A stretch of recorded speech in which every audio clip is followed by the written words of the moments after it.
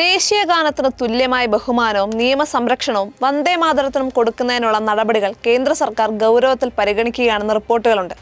പക്ഷേ ദളിതരും ആദിവാസികളും ന്യൂനപക്ഷങ്ങളും ഉൾപ്പെടെ രാജ്യത്തെ എല്ലാ മനുഷ്യർക്കും തുല്യനീതിയും വർഗീയ സവർണ കുറ്റവാളികളിൽ നിന്ന് സംരക്ഷണവും നൽകുന്നതിനെക്കുറിച്ച് ഒരു ചർച്ചയുമില്ല. ലോകത്തെ മൂന്നാമത്തെ സാമ്പത്തിക ശക്തിയാകാനുള്ള നടപടിക്രമങ്ങൾ സ്വീകരിക്കുന്ന രാജ്യം പുറംപോക്കുകളിൽ നരകിക്കുന്ന ലക്ഷക്കണക്കിന് ദരിദ്രർ എന്തുകൊണ്ടാണ് അവിടെ തന്നെ തുടരുന്നത് എന്ന് ചിന്തിക്കുന്നില്ല. വന്ദേ ഭാരതുകൾ അഭിമാനമാണ്.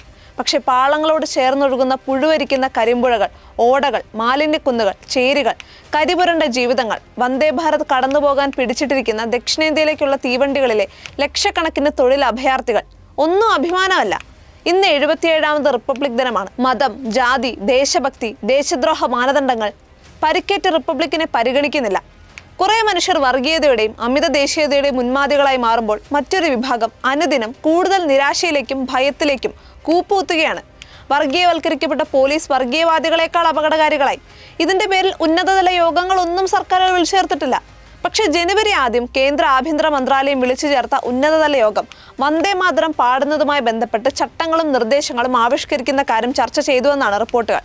ദേശീയ ചിഹ്നങ്ങളോടുള്ള അനാദരവ് തടയുന്ന 1971 നിയമം അനുസരിച്ച് ദേശീയ ഗാനത്തെ അപമാനിക്കുന്നവർക്ക് നൽകുന്ന ശിക്ഷകൾ വന്ദേ മാതരത്തിന്റെ കാര്യത്തിലും നടപ്പാക്കാനാണത്ര തീരുമാനം.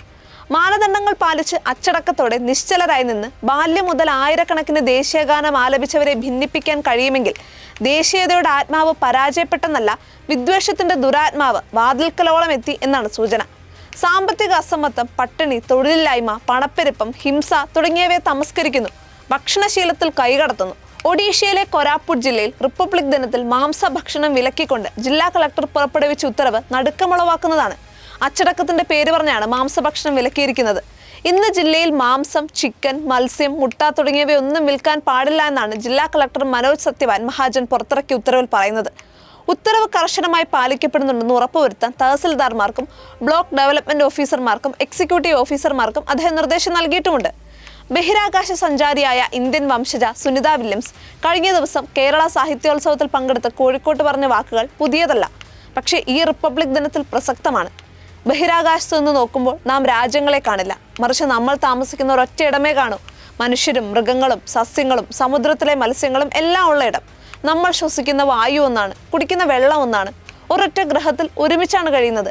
എന്നിട്ടും എന്തിനാണ് കലഹിക്കുന്നതെന്നും പരസ്പരം എതിർക്കുന്നതെന്നും ആലോചിക്കുമ്പോൾ പ്രയാസമാണ്. നാം സഹവർത്തിത്വത്തോടെ കഴിയേണ്ടവരാണ്. എന്തിനാണ് കലഹിക്കുന്നതെന്ന് സുനിതയെ പ്രയാസപ്പെടുത്തുന്ന ചോദ്യത്തിന് ഒരു ഉത്തരമുണ്ട്. അധികാര രാഷ്ട്രീയം. അതൊരു ഗ്രഹത്തിലെ മാത്രമല്ല, ഒരു രാജ്യത്തിലെയും പഞ്ചായത്തിലെയും മനുഷ്യരെ ഭിന്നിപ്പിക്കും. അപരൻ നമ്മുടെ വെള്ളം കുടിക്കുകയും നമ്മുടെ വായു ശ്വസിക്കുകയും ചെയ്യുന്നുവെന്ന് അത് നുണ പറയും.